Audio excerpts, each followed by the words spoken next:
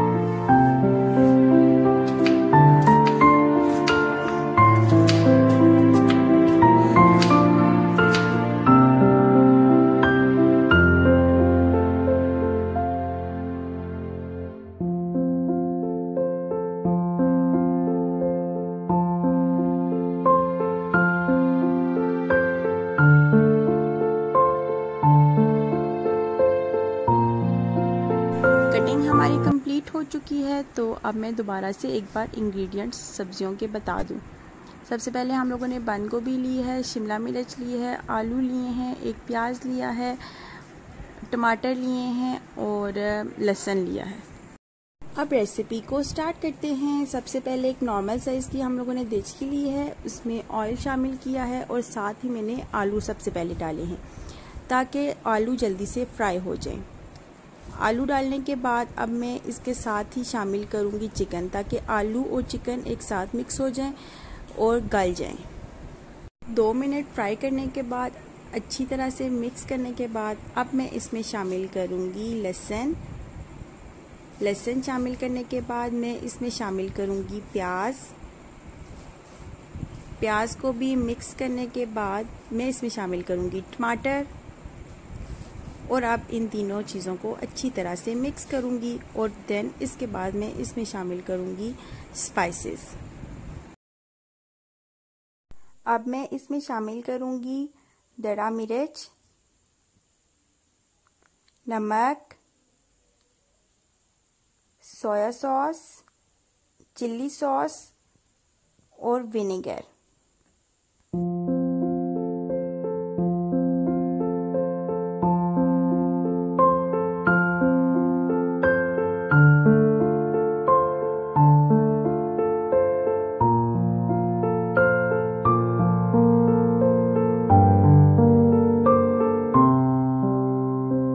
अब आखिर में हम लोग इसमें शामिल करेंगे शिमला मिर्च और बंद गोभी और इसको तकरीबन 2 से 3 मिनट के लिए दम दे देंगे।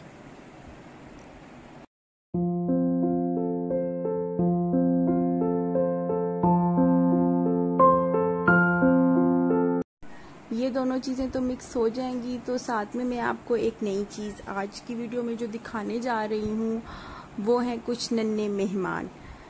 तो चलते हैं और देखते हैं कि वो नन्हे मेहमान कौन से हैं।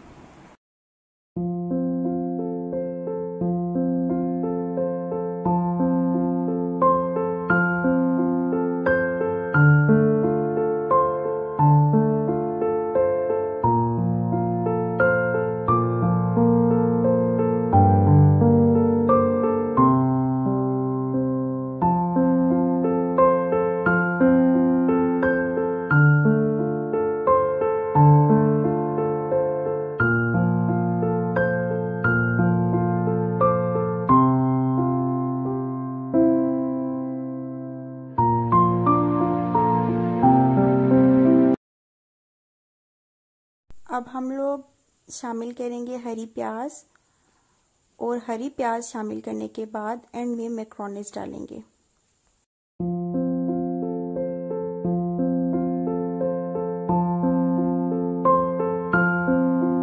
अब हम लोग मैक्रोनीस को अच्छी तरह से मिक्स करेंगे ताकि जितनी भी हम लोगों ने पहले इंग्रेडिएंट सब्ज़ी तैयार की हुई थी वो अच्छी तरह से मिक्स हो जाए।